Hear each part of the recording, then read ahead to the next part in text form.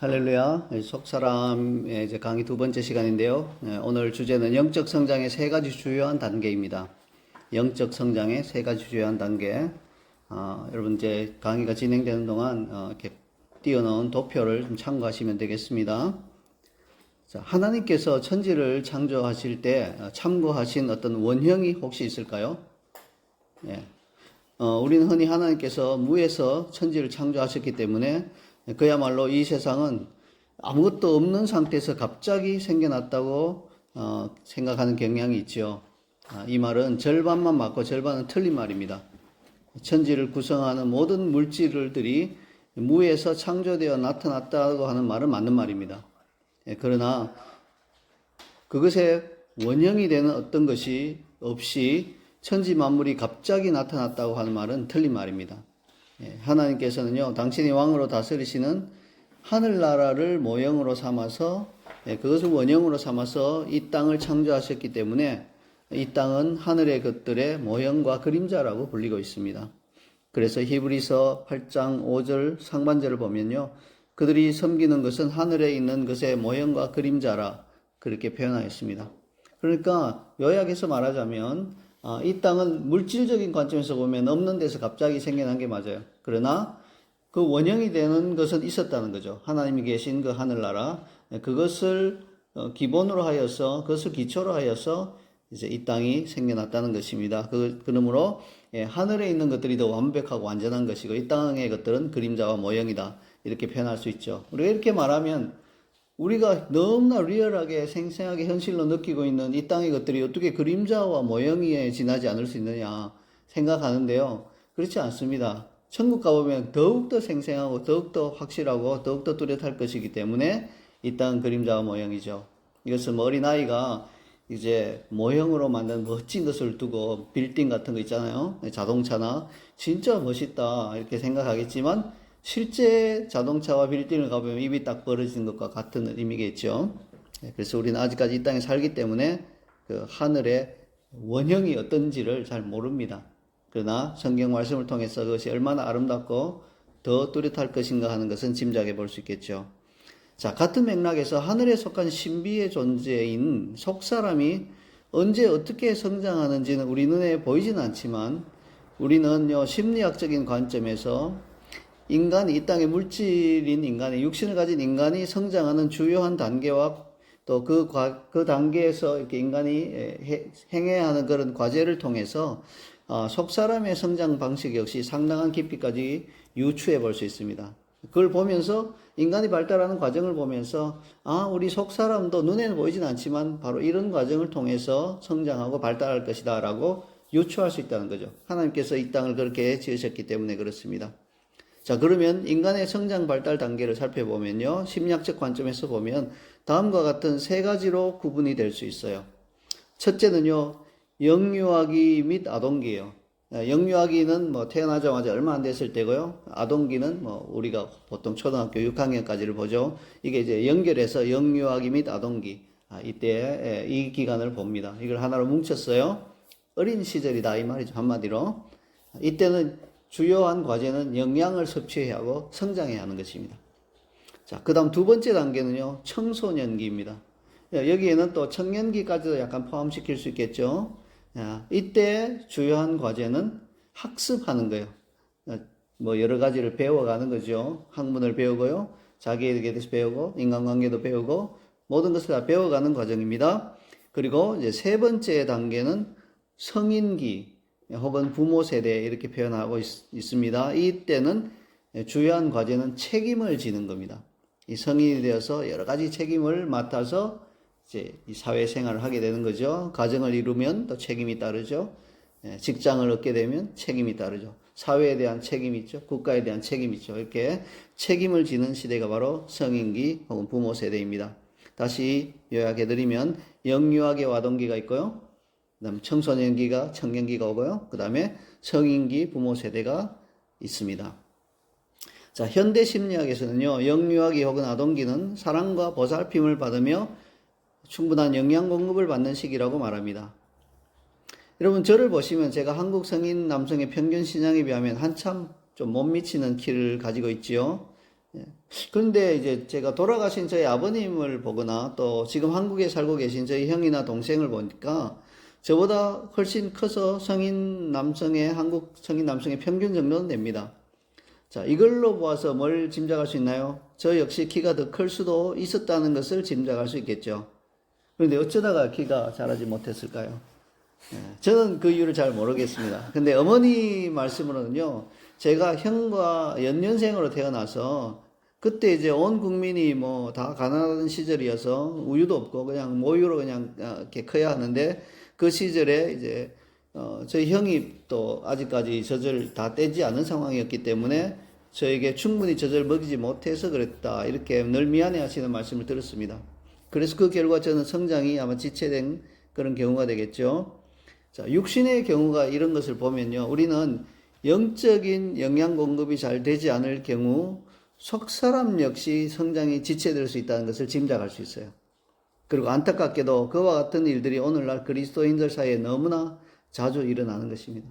속사람이 늘 그 정상적으로 쭉쭉쭉 성장하고 있는 그리스도인은 정말 둘러봐도 잘 없고 다 지체되어 있는 것 같아요. 그래서 참 안타까운 현상이죠. 과거를 한번 생각해 보십시다. 우리나라에서는요, 뭐, 이렇게 전쟁 직후에 일부 부유층을 제외하고는요, 전 국민이 거의 영양실조 바로 앞에 있을 만큼 영양을 공급받지를 못했어요. 이런 말을 하면 모든 것이 풍부한 오늘날 젊은 세대는 그런 시절이 있었나요? 잘 믿어지지 않을 거예요. 그리고 그런 시절 이야기하는 걸 듣기 싫어해요. 하지만 그 옛날 이 삼양이라고 하는 회사를 창립한 회장님이요. 그 라면을 제일 먼저 한국에서 이렇게 일본에 가서 억지로 배워와서 라면을 만들기 시작했는데 돈을 벌기 위한 목적보다는 정말 모든 국민이 다 굶주리고 있기 때문에 어떻게 해서든지 한 끼라도 좀 따뜻하게 먹을 수 있는 방법이 없을까 하다가 그래도 싸게 먹을 수 있는 방법이 라면이란 것이 있겠구나 해서 그래서 일본에 가서 뭐 정말 빌다시피 해서 그 진정성 있게 호소해서 그 라면 제조법을 얻어와서 라면을 만들기 시작한 것이죠. 지금은 뭐 전 세계인들이 한국 라면 다 사랑하고 있지만요. 그 시작 자체가 한국인의 그 절대적인 가난과 영양 부족을 좀 이렇게 도와주기 위해서 그런 마음에서 라면이 개발되었다고 합니다. 이제 양식이 풍부해지면서 그와 같은 굶주림은 먼 옛날의 이야기가 되어버렸죠. 지금은 어떻게든지 스스로 굶주리면서 다이어트를 해야 되는 시대잖아요. 시대가 완전히 바뀌어버렸습니다. 그런데요, 안타깝게도 속사람으로 말하자면 오히려 반대가 되어버린 거예요. 과거에는 특별히 초대교회 시대에는 아주 예외적인 소수를 제외하고는 모든 그리스도인들이요, 영양 공급을 잘 받아서 튼튼하게 성장했어요. 하지만 오늘날에는요, 정상적인 성장을 하는 그리스도인이 오히려 굉장히 드문 시대가 되어버렸습니다. 그래서 물질적으로는 점점 더 풍요한 시대가 되었지만 영적으로는 오히려 더 굶주리는 시대가 되어버렸습니다. 현대 심리학에서 이렇게 인간의 발달 단계를 말하는 것과 마찬가지로 예수님께서도 이와 동일한 어떤 발달 단계를 제자들에게 언급하셨습니다. 또 사도들의 서신서에서도 같은 내용을 기록했습니다. 그래서 오늘 이 시간에는요, 예수님과 사도들이 언급한 내용을 중심으로 해서 살펴보도록 하겠습니다.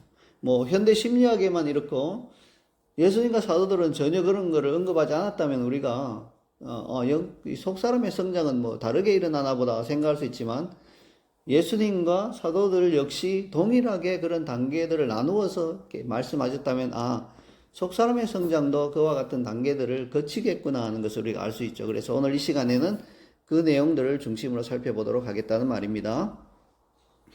먼저 예수님께서 영적 발달 단계를 나누어서 언급하시는 구절을 살펴보겠습니다. 요한복음 13장 33절을 제가 읽어드리겠습니다. 요한복음 13장 33절에서 예수님이 이렇게 말씀하셨어요. 작은 자들아, 내가 아직 잠시 너희와 함께 있겠노라. 너희가 나를 찾을 것이나 일찍이 내가 유대인들에게 너희는 내가 가는 곳에 올 수 없다고 말한 것과 같이 지금 너희에게도 이르노라. 자, 예수님께서 떠나가실 것을 이제 제자들에게 말씀하시면서 제자들에게 작은 자들아 이렇게 호칭을 하셨어요. 여기서 작은 자들은 영어로 little children입니다. 근데 이상하지 않아요? 지금 예수님은 당신을 따르는 제자들에게 말씀하고 있죠. 예수님의 제자들 중에 육신적으로 어린아이는 없습니다. 예, 성경에 뭐 어린 아이를 불러서 제자로 삼다 이런 말이 없어요. 오히려 이렇게 역사적인 그런 기록을 보면 상당수의 제자들은 예수님보다 나이가 더 많았습니다. 그런 제자들에게 예수님은 왜 어린아이를 의미하는 작은 자들아 이런 호칭을 쓰셨을까요? 이것은요, 의심할 나위 없이 예수님께서는 그들의 속사람이 아직은 영유아기 혹은 아동기에 있음을 아셨기 때문에 그런 거예요. 예수님 보시기에 그들은 몸은 다 커 있었지만 속사람, 영적 성장 발달 단계에서는 아직 어린아이들이었다는 것입니다. 그래서 작은 자들아 이렇게 호칭하신 것입니다.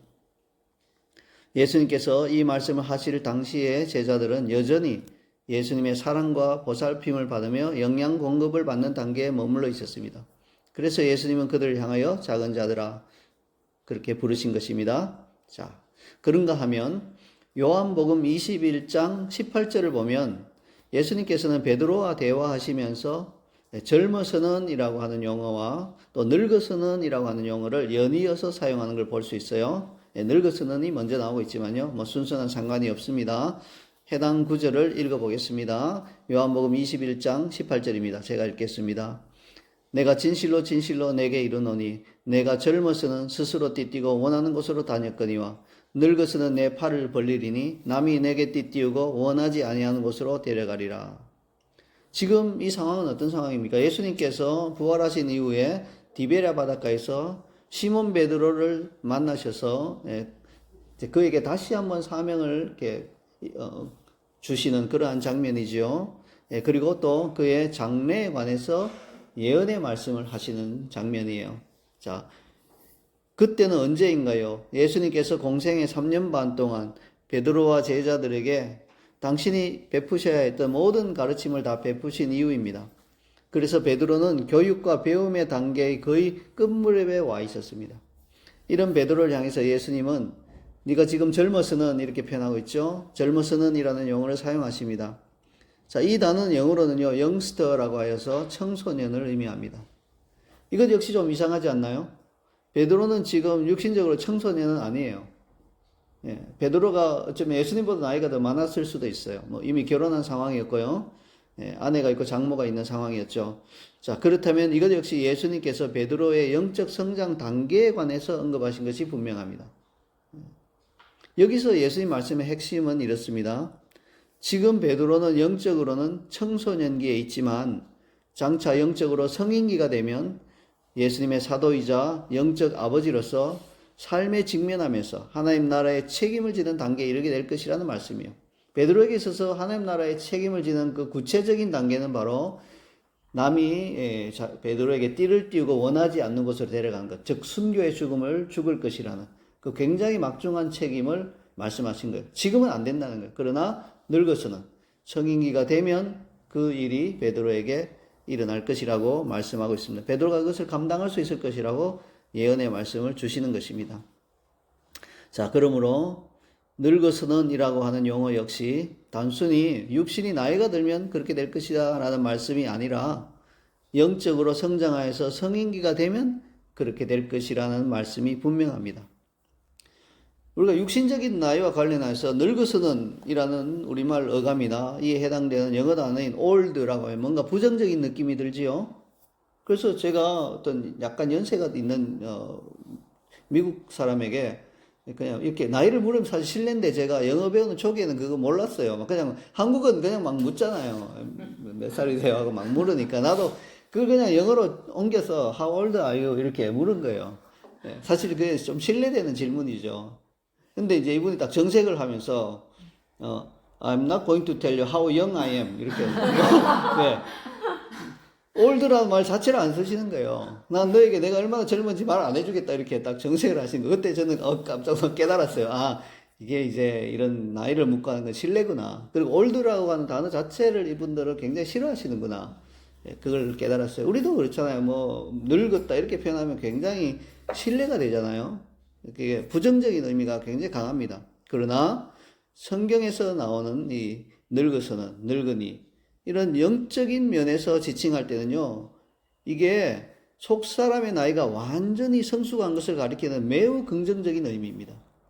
그래서 이 속사람을 가리켜서, 왜냐하면 속사람은 물리적으로 이렇게 나이가 든다고 막 쇠약해지고 이런 게 없고 오히려 더 강건해지고 더 풍성해지기 때문에 올드라고 하는 것은요 굉장히 좋은 의미예요. 뭐 이 땅에서도 약간은 비슷한 게 있죠. 뭐 이렇게 와인 같은 걸 보고 올드 하면 그 좋은 의미가 돼버리잖아요. 근데 속 사람은 훨씬 더 그러하다는 거예요. 우리가 이제 우정의 관계도 올드하다면 또 좋은 의미가 되죠. 속 사람은 훨씬 더 그러하다는 거예요. 그래서 여기서 늙어 선언이라고 하는 것은 완전히 성숙하여서 순교의 죽음을 감당할 수 있을 정도로 성숙한 것을 가리킨다 이렇게 보면 되겠습니다. 구약 성경 레위기 19장 32절에서 여호와 하나님은 그분의 백성인 이스라엘 사람들에게 이렇게 명령하십니다. 너는 센 머리 앞에서 일어서고 노인의 얼굴을 공경하며 내 하나님을 경외하라. 나는 여호와이니라. 자, 물론 이 말씀 문자 그대로 나이든 노인을 존중하라는 말씀으로 받을 수도 있지만 영적 의미로 보자면 영적으로 성숙한 이들을 진심으로 존경하며 그들의 지도를 잘 따르라는 말씀으로 이해할 수도 있겠습니다. 역시 육신으로 보면 센머리 하면 싫어해요. 제가 어떤 분 머리가 너무 은발, 우리는 이제 이렇게 은발이라고 표현하죠. 실수했어요 또. 제가 영어 실수를 참 잘해요. 예. 나는 당신의 그 그레이 헤어 너무 마음에 든다 했더니 정색을 하면서 나는 실버 헤어라고 그레이 헤어라고 하지 말아라고 그렇게 하시더라고요. 그래서 이게 이제 다 육신적으로는 뭔가 좀 이렇게 나이 들고 뭐 머리가 새고 이런 걸 싫어하는데 샌머리 앞에서 일어서라. 즉 이렇게 연륜이 쌓여서 속 사람이 성장하면 거기에는 존경을 표하라는 것입니다. 물론 속 사람에게는 뭐 샌머리는 없겠죠. 그러나 비유하자면 그렇다는 거예요. 자, 이제 예수님에 이어서 베드로 사도가 영적 발달 단계를 구분하여 언급하는 것을 살펴보도록 하겠습니다. 먼저 베드로전서 2장 2절입니다. 제가 읽겠습니다. 갓난 아기들 같이 순전하고 신령한 젖을 사모하라. 이는 그로 말미암아 너희로 구원에 이르도록 자라게 하려 함이라. 자, 이 구절에서 베드로 사도는 구원에 이르도록, 다시 말해서 구원을 완성하도록 자라야 할 갓난 아기들에 관해서 언급하고 있습니다. 갓난 아기들은 뭐 영어로는 newborn babies 그렇게 되겠죠. 말 그대로 이제 막 세상에 태어난 아기입니다. 그렇다면 베드로 사도는 지금 육체적으로 갓난 아기들에게 명령하고 있는 것이 아니죠. 이제 막 태어난 갓난 아기는 명령을 알아듣고 명령대로 따를 수 없기 때문에 그 갓난 아기에게 명령하고 있는 것은 아닙니다. 따라서 베드로 사도가 지금 명령하는 대상은 이제 막 예수님을 믿고 영적인 새 생명을 얻은 초신자들인 게 분명합니다. 그들은 영적인 영유아기에 해당되는 자들인 것이죠. 이들이 해야 할 일은 아주 단순합니다. 순전하고 신령한 젖을 사모하며 열심히 먹는 것입니다. 순전하고 신령한 젖은 당연히 하나님의 말씀이죠. 그래서 어린 아기가 해야 할 일은 그냥 어머니 젖을 열심히 먹는 그거밖에 없는 것처럼 영유아기에 있는, 특히 초기에 있는 새로 태어난 그리스도인들은요, 하나님의 말씀을 열심히 빨아먹고 또 젖에 해당되는 말씀을 먹는 거예요. 딱딱한 고기에 해당되는 말씀이 아니라 말씀 가운데 젖에 해당되는 그런 부드러운 말씀을 먹고 빨리빨리 영적으로 성장하는 것, 그것이 필요하다고 사도 베드로가 이야기하고 있죠. 그러므로 사도 베드로도 이렇게 영유아기가 있다는 것을 분명하게 말씀하고 있습니다. 자, 그 다음으로 베드로 사도는 베드로전서 5장 5절에서 이렇게 말씀하고 있습니다. 제가 읽겠습니다. 5장 5절을 보면요. 젊은 자들아 이와 같이 장로들에게 순종하고 다 서로 겸손으로 허리를 동이라. 하나님은 교만한 자를 대적하시되 겸손한 자들에게는 은혜를 주시느니라. 여기서 젊은 자들은 youngster people 이라고 해서 청소년기에 있는 자들을 의미합니다. 역시 이곳에서도 사도 베드로는 육신적인 나이가 청소년기에 있는 자들에게 명령하는 것이 아니라 영적 발달의 단계 중에 청소년기에 해당하는 자들에게 명령하고 있습니다.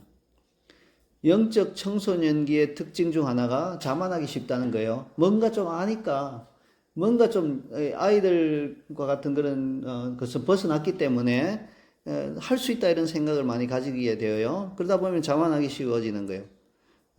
스스로 할 수 있다 이런 생각을 많이 가지는 거예요.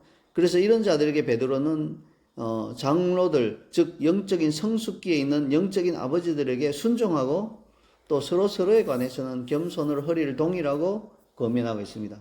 그래야만 이 교만이 침투하는 것을 막을 수 있기 때문에 영적으로 청소년기에 있는 자들에게는요, 겸손이 꼭 필요한 그런 처방이 되겠습니다. 아일랜드의 극작가인 버나드 쇼가 이런 말을 했습니다. 청춘은 청춘에게 주긴 너무 아깝다. 여러분도 지금 청춘 다 지났기 때문에 그 말에 굉장히 격하게 공감하시죠? 내가 청춘 때 내가 좀 뭔가를 좀 더 알았으면 내가 이런 모습이 아닐 텐데, 이런 생각을 하는 분이 많을 거예요. 그래서 청춘은요, 막 청춘이 얼마나 좋은 시절인지 모르고 그걸 막 낭비하는 경향이 있어요. 예, 그것이 영원히 가는 것처럼 착각해요. 예. 자, 청춘은 청춘에게 주긴 너무 아깝다 하는 이 말은 무슨 뜻입니까? 청춘은 좋은 시절이긴 하되 아직 미숙한 면이 많아서 실수가 많다는 의미예요. 영적인 청소년기 역시 마찬가지입니다. 영유아기를 벗어나서 한창 배우고 성장하는 좋은 시기인 것은 틀림없지만 자기중심적인 생각과 행동으로 신앙의 미숙한 면을 많이 드러내기도 한다는 뜻입니다. 베드로 사도는 이 청소년기에 있는 성도들에게, 장로들에게 순복하고 자만하지 말고 겸손으로 서로 허리를 동이라, 이렇게 권면하였습니다. 마지막으로 베드로 사도는 베드로전서 5장 1절과 2절 상반절에서 이렇게 말씀하고 있습니다. 제가 읽겠습니다. 너희 중 장로들에게 권하노니 나는 함께 장로된 자여 그리스도의 고난의 증인이요 나타날 영광에 참여할 자니라. 너희 중에 있는 하나님의 양무리를 치되. 자, 이렇게 말씀하고 있죠. 그래서 베드로는 장로들에게 지금 권면하고 있습니다. 여기서 장로는요, 단순히 교회 직분을 가리키는 말이 아니에요. 물론 뭐 교회 직분에 장로라는 직분이 있잖아요. 그런데 베드로 사도가 지금 염두에 둔 것은 너희가 장로로 임직받아 세워진 너희들아, 이런 개념보다는 뭡니까? 영적인 성인기에 있는 너희들아, 그걸 장로 이렇게 표현을 하였습니다. 이는 양무리를, 하나님의 양무리를 치는 책임을 감당할 수 있을 정도로 성숙한 부모 세대를 의미합니다. 오늘날 교회 장로님들이 바로 이런 분들이 되어야 마땅합니다. 만약 교회 장로님들이 하나님의 양무리를 치는 책임을 감당할 정도의 영적 성숙도가 없다면 그분들은 장로라는 직분은 맡을 수 있겠지만 장로로 진정으로 불리기에는 좀 부끄러울 것입니다. 지난 2주간 2번의 월요일 저녁에 제가 이곳 시드니에 있는 2교회에서 장로로 피택된 5분에 대한 장로 고시교육에서 강사로 섬길 기회가 있었습니다. 이분은 이제 피택은 되었지만 노회에서 고시를 통과하고 이제 안수를 받아야 임직해서 장로로 섬길 수 있습니다. 이분들이 이제 교육을 받아야 하기 때문에 제가 이 2교회의 5분 장로로 피택되신 분을 이렇게 좀 교육하면서 섬길 기회가 있었습니다. 5분은 나이가 각각 다 달랐어요. 나이가 뭐 저보다 젊은 분도 있었고 또 저보다 훨씬 더 많이 나이가 든, 상당히 많이 나이 드신 분도 있었습니다. 그런데 육신 나이가 중요한 것이 아니라 그분들이 교회의 장로로서 양무리를 칠 정도로 영적인 성숙도가 있는가 하는 것이 훨씬 더 본질적이고 중요한 문제인 것이 틀림없습니다. 장로 고시 교육 역시 그 부분에 중점을 두고 진행되었습니다. 그래서 이런 질문하지 않는 거예요. 굉장히 젊으신데 좀 무리하신 거 아닌가? 이렇게 말하지 않는 거예요. 나이가 많이 드셨는데 좀 또 장로 하시기에는 체력적으로도 그렇고 좀 힘드시지 않겠습니까? 이렇게 질문하지 않는 거예요. 그분들이 영적으로 어느 정도의 성숙도가 있고 하나님의 양무리를 칠 만한 그런 영적 책임을 감당할 만한 분인가 하는 것만 점검을 하는 거예요. 나이는 별로 상관이 없다는 것이죠. 그래서 육체적 나이가 아니라 성인기라고 하는 것은 영적인 성숙도가 완성이 되는 그 시기를 의미한다는 것을 기억하시기 바랍니다. 그래서 저는 이 5분들이 영적인 부모 세대인 성인기에 걸맞는 장로로 하나님의 몸된 교회를 섬길 수 있게 되기를 기도했습니다. 이제 사도 베드로에 이어서 사도 요한이 영적 발달 단계를 구분하여 언급한 것을 살펴보도록 하겠습니다. 요한은 요한일서 2장에서 5번에 걸쳐서 아이들아 혹은 자녀들아 라는 호칭을 사용하고 있습니다. 우리말 성경으로는 뭐 아이들, 자녀들 해서 다르게 느껴지죠. 근데 영어로는 같대요. children 혹은 little children에서 같은 의미를 쓰고 있어요. 우리도 아이들 하면 내 아이는 내 자녀잖아요. 거의 같이 쓰이고 있긴 하죠. 자, 이 5번 언급한 가운데 대표적으로 14절 상반절을 제가 읽어드리겠습니다. 아이들아, 내가 너희에게 쓴 것은 너희가 아버지를 알았으며. 여기서 사도 요한은 아이들이 아버지를 알았음이라 이렇게 말씀합니다. 네, 그래요. 아이들에게 한 것은 아버지를 아는 것이에요. 그들은 아직까지 영적 전쟁을 치른다든지 약물이를 칠 단계까지는 이르지 못했습니다. 그래서 단지 구원에 이르는 신령한 젖을 사모하면서 아버지를 아는 것에서 자라가는 것이 그들이 처한 시기에 있어서 그들에게 요구되는 것의 전부라고 할 수 있습니다. 그래서 아버지를 알았으며 아이들에게 그렇게 말씀하고 있죠. 우리 모두는 경험을 통해서 이제 막 예수님을 믿고 거듭난 어린 아이와 같은 초신자의 기도는 하나님께서 그가 구하는 대로 응답해 주시는 경우가 많은 것을 알고 있죠. 우리 자신이 경험했고요. 우리 주변에서 보면 그런 경험을 할 수 있습니다. 이런 현상의 이유는 뭘까요? 그들의 기도가 하늘 보좌를 흔들 만큼 강력했을까요? 아니겠죠. 또 아버지의 마음을 흡족하게 해드릴 정도로 공의롭고 정당해서일까요? 그것도 아니겠죠.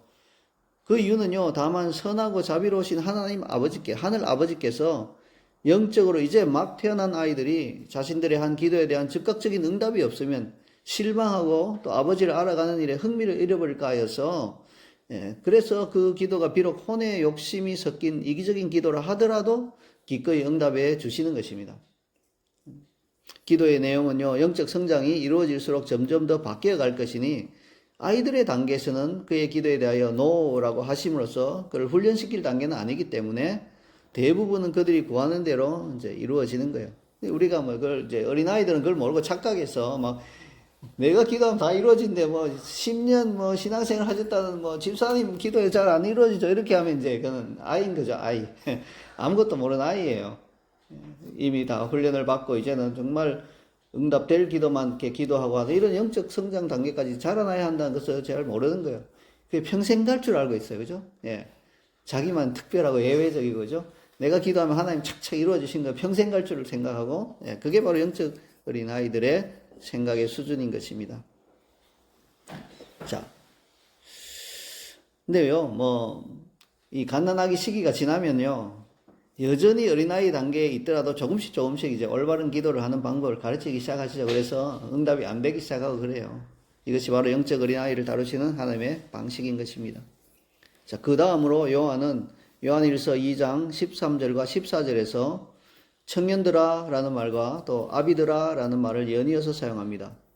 순서는 상관없다고 말씀드렸습니다. 그 두 구절을 제가 읽도록 하겠습니다.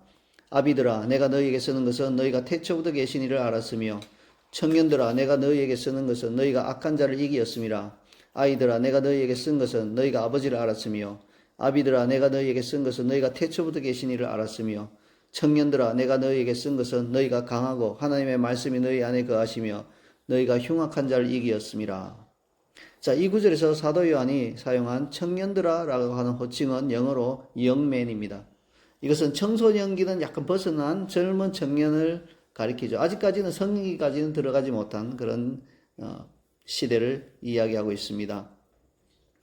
요한은 이들이 악한 자를 이겼다고 말씀하며 또한 덧붙여서 그들이 강하고 하나님의 말씀이 그들 안에 거하시며 그들이 흉악한 자를 이겼다고 말씀합니다. 이것은 무슨 의미입니까? 이것은 바로 청소년기 혹은 청년기의 특징이죠. 그들은 하나님의 말씀을 사용해서 영적 전쟁을 하는 법을 배웁니다. 그리고 아이들과 달리 악한 자와 싸워서 이길 수 있습니다. 그래서 아이들은 악한 자와 아직까지 싸워서 이길 수 없고요. 이기기 힘들고 특별히 흉악한 자하고 싸우면 안 돼요. 그래서 하나님께서 영유아기에 있는 그리스도인들은 보호해 주세요.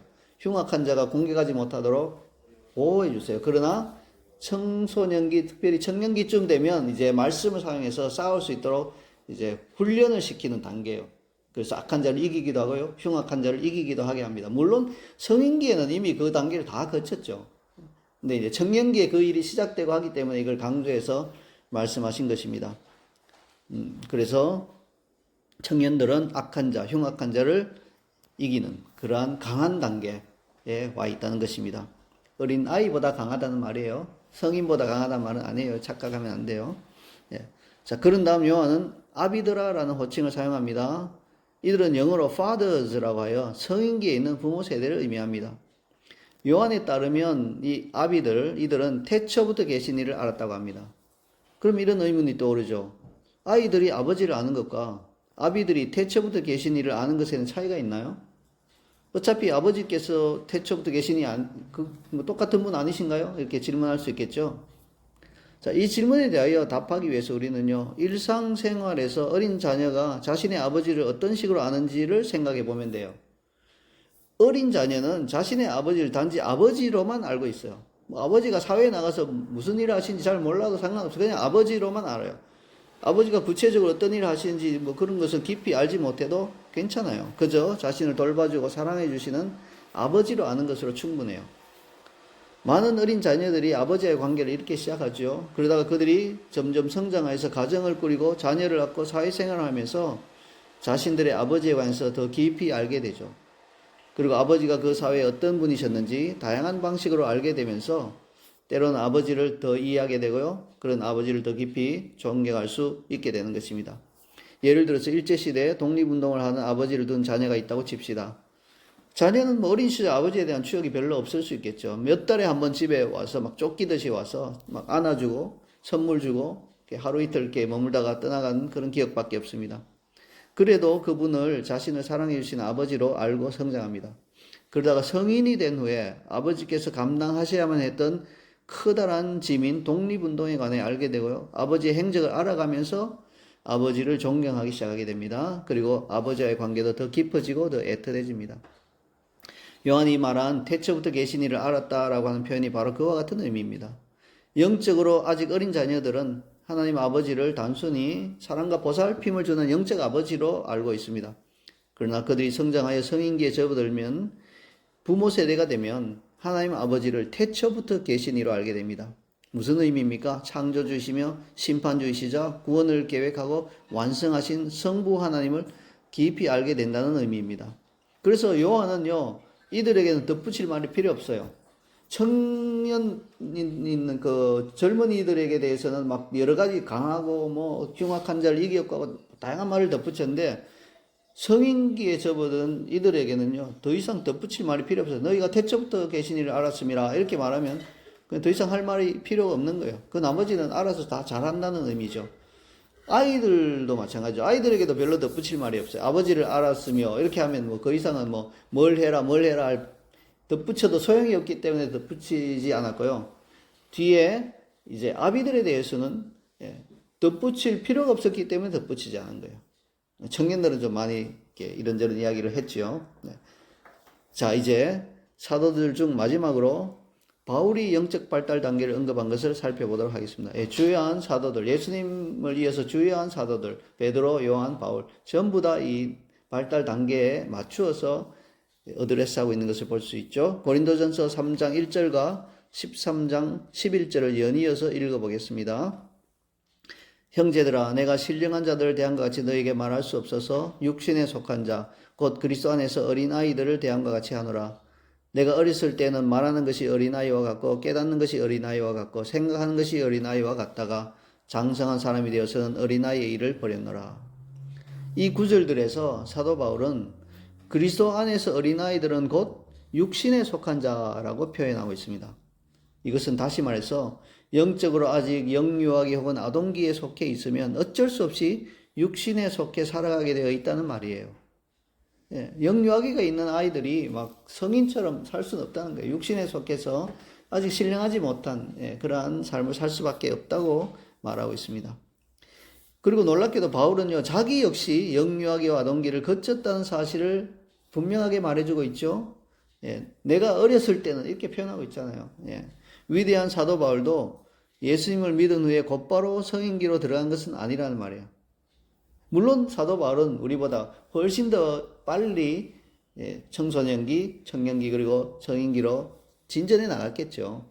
그러나 어쨌든 그는 그 과정을 건너뛴 것이 아니라 모든 그리스도인은 다 그 과정을 거쳐서 성장하는 것입니다. 우리 역시 말할 것 없죠. 각 단계들을 거쳐서 영적 성장을 이루어가야 합니다. 우리는 그 과정을 건너뛸 수도 없고요. 그리고 우리가 단축시킬 수는 있어요. 그러나 한없이 늘어지게 할 수도 있어요. 그냥 관심 없고요. 그냥 세상과 버텨 살아버리면 계속해서 육적인 그리스도인으로 남을 수도 있다는 것입니다. 자, 그런 다음 바울은 디모데전서 4장 12절에서 디모데를 향하여 이렇게 권면하죠. 제가 읽겠습니다. 누구든지 내 연소함을 없인 여기지 못하게 하고 오직 말과 행실과 사랑과 믿음과 정절에 있어서 믿는 자에게 본이 되어. 여기서 연소함이라고 하는 말은 영어로 youth라고 표현하고 있어요. 자, 하지만 바울의 이 권면은 디모데가 이 시점에서 육체적으로 청소년이었다는 말은 아니에요. 바울이 보기에 디모데가 아직까지는 완전한 성인기에 도달한 것이 아니었으므로 그 유스에 해당되는 시기에 있는 디모데가 꼭 새겨 들어야 할 권면을 한 것입니다. 바울은 누구든지 디모데가 연소함을 없이 여기지 못하게 하라고 권면합니다. 자, 사람들이 연소함을 없이 여기지 못하게 하는 가장 확실한 방법은 뭡니까? 빨리 성인기가 돼버리면 돼요. 그러면 뭐 누가 그걸 없이 여겨요? 없이 여기지 못해죠. 자, 근데 이제 바울은 디모데가 성인기에 도달할 때까지는 오직 말과 행실과 사랑과 믿음과 정절에 있어서 믿는 자에게 본이 되게끔 행하라고 권면하고 있습니다. 그래야만 누구든지 디모데의 연소함을 없이 여기지 못할 것이기 때문에 그래요. 그래서 디모데가 아직 완전히 성숙하지 않았기 때문에 혹시라도 저 아직 다 성숙하지 않았지 않냐 이렇게 말이 나온 걸 막기 위해서 바울은 말과 행실과 사랑과 믿음과 정절에 있어서 믿는 자에게 본이 되도록 그렇게 힘쓰라고 그렇게 권면하고 있다는 것이죠. 그렇게 되면 이제 그게 잘 좀 그 시기가 지나면 디모데도 완전히 성숙한 단계로 접어들어서 아무도 없이 여기지 못하게 될 것이 분명합니다. 이제 마지막으로 바울은 디도서 2장 2절과 고린도전서 16장 13절을 통해서 성인기 즉 부모 세대에 속한 자들을 위한 권면을 합니다. 두 구절을 연이어 읽도록 하겠습니다. 먼저 디도서부터 읽을게요. 늙은 남자로는 절제하며 경건하며 신중하며 믿음과 사랑과 인내함에 온전하게 하고 고린도전서 깨어 믿음에 굳게 서서 남자답게 강건하라. 다시 말씀드리지만 성경이 늙은 남자라고 표현하는 것은 우리말의 부정적인 어감을 전달하고자 하는 것이 전혀 아니에요. 바울은 늙은 남자, 즉 영적 성인기에 들어선 자들은 마땅히 절제하며 경건하며 신중하며 믿음과 사랑과 인내함에 온전하게 하라고 권면합니다. 이런 것들이 바로 부모 세대가 아직은 영유아기와 청소년기에 있는 다음 세대에게 본을 보여줘야 하는 것들이기 때문에 그래요. 그리고 바울은 고린도전서 16장 13절에서 남자답게라고 표현하고 있습니다. 이것 역시 우리말 어감으로는요, 여자가 아니라 남자 대장부답게 뭐 이런 의미로 이제 우리가 받아들일 수 있는데 그게 아니라 남자답게 하라는 것은 여기서는 다 성장한 성인답게 영적으로 성인기에 접어든 자답게 부모 세대답게 이런 말이에요. 어른처럼 깨어 믿음에 굳게 서서 강건하라 그렇게 권면하고 있습니다. 이상으로 우리는 속사람의 성장과 발달 역시 현대 심리학에서 말하는 것과 같은 영유아기, 아동기, 청소년기 및 성인기를 거친다는 것을 배웠습니다. 그리고 예수님과 사도 베드로, 사도 요한 및 사도 바울 역시 각각의 시기에 있는 자들 향해서 각기 다른 용어를 사용하고 있음을 배웠습니다. 이처럼 속사람의 성장과 발달이 분명한 성경적 진리라면 우리 자신이 지금 어떤 단계에 있는지를 점검하고 우리가 그 다음 단계로 성장하고 발달하는데 필요한 그러한 일들을 우리가 이렇게 꼭 발달하고 싶다는 그런 마음의 소망을 먼저 품고 그와 같은 일들을 우리가 구체적으로 또 적극적으로 하는데 우리 자신의 들임이 마땅할 것입니다. 그래야만 우리도 이 영적 발달 단계들을 거쳐서 마침내 성인기, 부모 세대 책임을 감당하는 그 자리까지 갈 수 있을 것이기 때문입니다. 이제 다음 주에는 영적 성장의 각 단계별 주요한 특성을 살펴보도록 하겠습니다. 아멘.